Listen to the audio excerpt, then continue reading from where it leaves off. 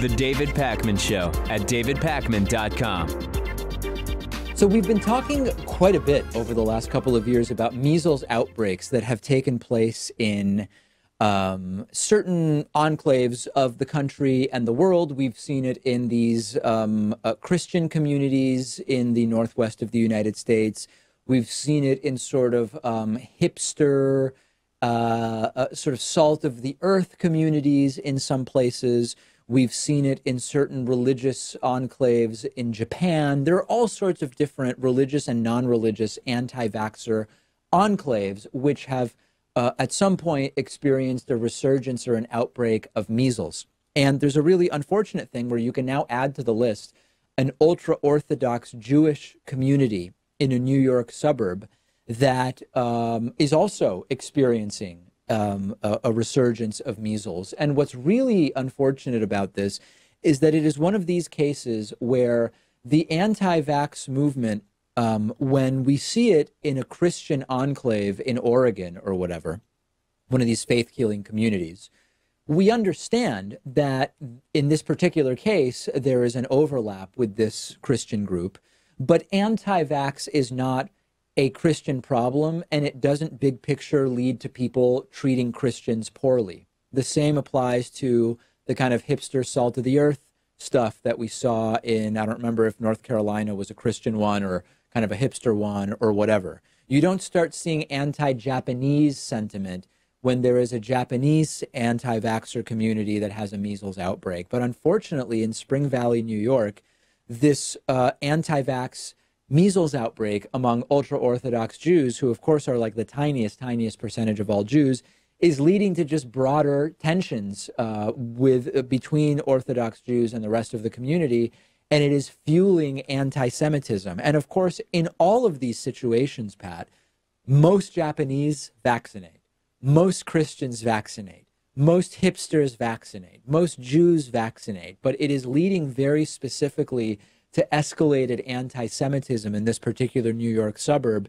And I would be saying this no matter what the group was, but it is another one of these cases I pointed out before where there's sort of like a special handling in this case where it's because of the Judaism that this is a problem, whereas in the other cases, it's not all Christians, it's just this one group. We shouldn't stereotype any particular group because the majority of all of these groups is for vaccination, including even most Orthodox Jews, I think is important to note. Yeah, I think part of the problem here is that ultra-Orthodox Jews are so easily identified because they wear all black and they have the hat and the side locks. So people can more easily point them out and sort of stigmatize them in this context.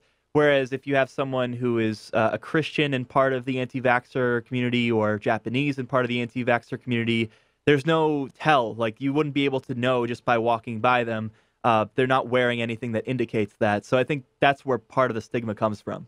I think you're absolutely right. I think that, we talk a lot of times about, so most Jews, there are, of course, stereotypes about Jewish appearance, but in white majority countries like the United States, generally speaking, on the basis of appearance, you're not identified as Jewish, stereotypes aside, and therefore you don't suffer consequences merely upon visual inspection that differentiate you from whatever degree of white privilege you believe kind of exists.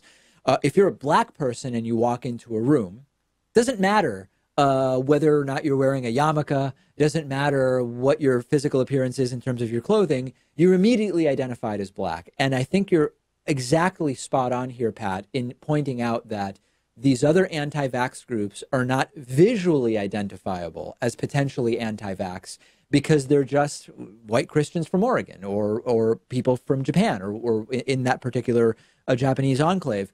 If you are an ultra-Orthodox Jew, and I believe these are what are called Satmar Jews, although I'm not 100% sure, you're immediately identifiable visually, and that we know affects people's reaction to you. So we don't want to see this with any group, but I think for exactly the reasons that Pat points out, this is becoming a problem in Spring Valley, New York. And it's sad, and hopefully this will be rectified. Hopefully they will start vaccinating. and hopefully everybody that has sort of succumbed to these anti-vax ideas will realize that you're doing damage not only to your own kids, but to other people who can't be vaccinated, and just because of statistics, because no vaccine is 100% effective. There's a former New York teacher who's now threatening to sue a school district for gender discrimination when she was fired, saying that she was fired because of a topless photo of herself that had gone public. This is Lauren Miranda. She taught math at the Bellport Middle School on Long Island since 2015. She sent this picture taken in her bedroom in 2016 to her then boyfriend, who's also a teacher at the exact same school. A student got a hold of the image, circulated it throughout the school, and this prompted the school district to fire her last week, saying she's no longer a role model, according to the version of events from her attorney, John Ray, at a press conference. They say they don't know how a student obtained the photo. She is now saying that it's her body, it's her breasts, it's her chest, it's something that should be celebrated, but more importantly, that this is not grounds for termination. It sends a negative message to female students of shame and so many other things. And also, she feels as though if she doesn't fight this, she's also sending the message that she's just going to roll over and allow the firing to stand, which she doesn't believe should.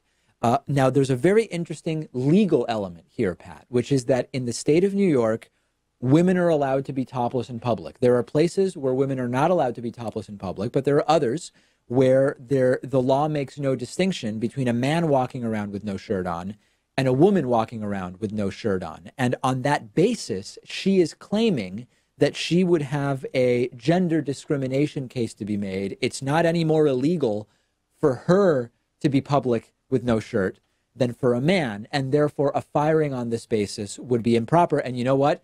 I actually think she has a good case here.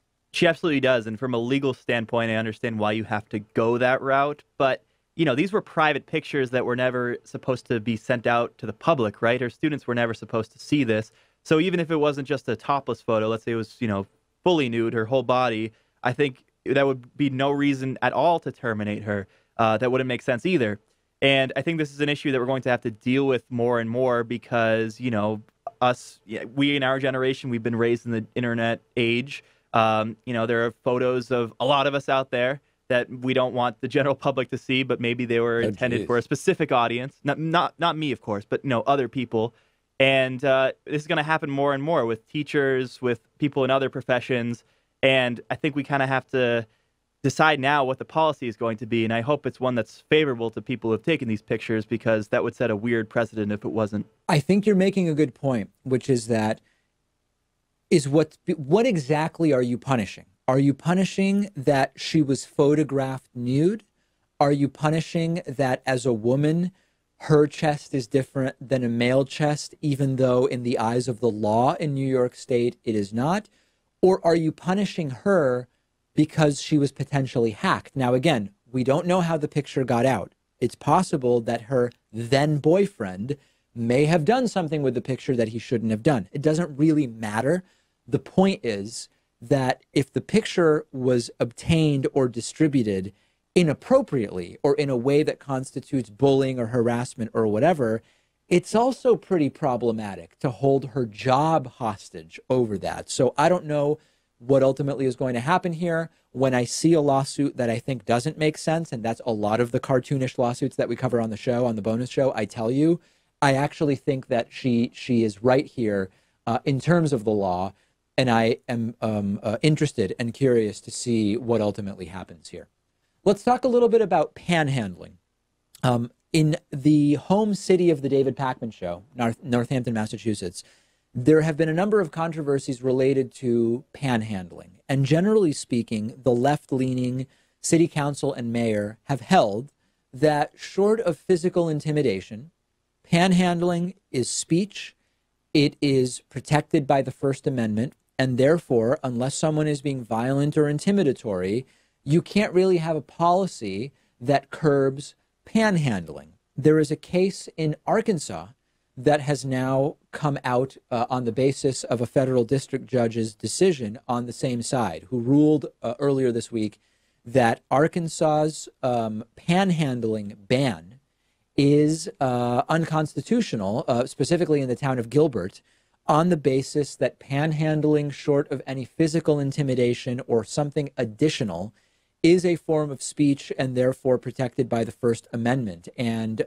there are a number of different rules here that have been attempted. The city of Hot Springs back in 2016 passed an ordinance which imposed a, quote, absolute ban on any kind of solicitation on streets or in medians, which is where panhandling will sometimes take place. The ACLU sued, and the city ultimately repealed the ordinance, according to local reporting.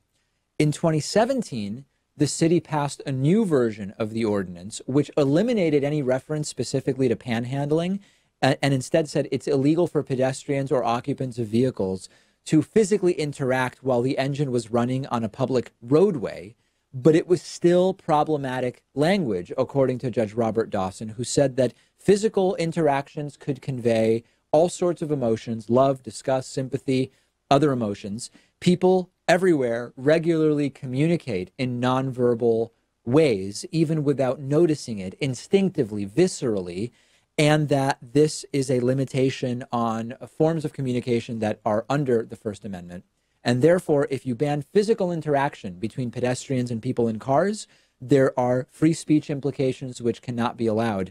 I think that this is probably the right decision here, Pat. I think we are going to see continued decisions in these ways. And I think that if you want to try to curb a particular type of panhandling, you're going to have to do it in the sense of people who are loitering in streets or in medians, who, I think there might be other ways to do it legally, but this is not the way. And yet another judge seems to agree with that. Yeah, I certainly think this is the right decision. And certainly if money is speech, then I think panhandling is speech as well. I understand how it can make some people driving by uncomfortable, but you don't have a right protecting your comfort. You do have a right protecting your speech.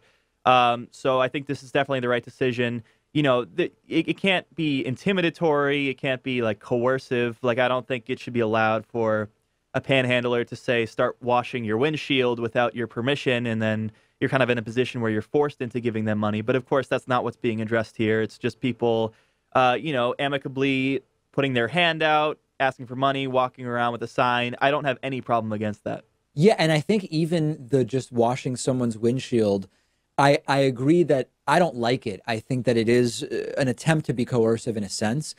I still don't think it rises to the level of criminality, at least not based on my admittedly layperson understanding of the law. But you might be able to attack that more directly if that's what you're trying to stop. This is just too broad, and it is problematic. And there are already laws in place that would prevent actual criminal activity that happens sort of mixed in with the panhandling. I'm not saying I like it. I mean, listen, when I go back to downtown Northampton, Massachusetts, there are a lot of panhandlers downtown. It is very panhandler friendly. And I'm not saying I enjoy it. And I understand why the business community would say it's hurting my business to have so many panhandlers, but it's constitutionally protected. And that is, if you are a so-called believer in the Constitution, then you have to recognize that it is a protected action if it doesn't rise beyond a particular level.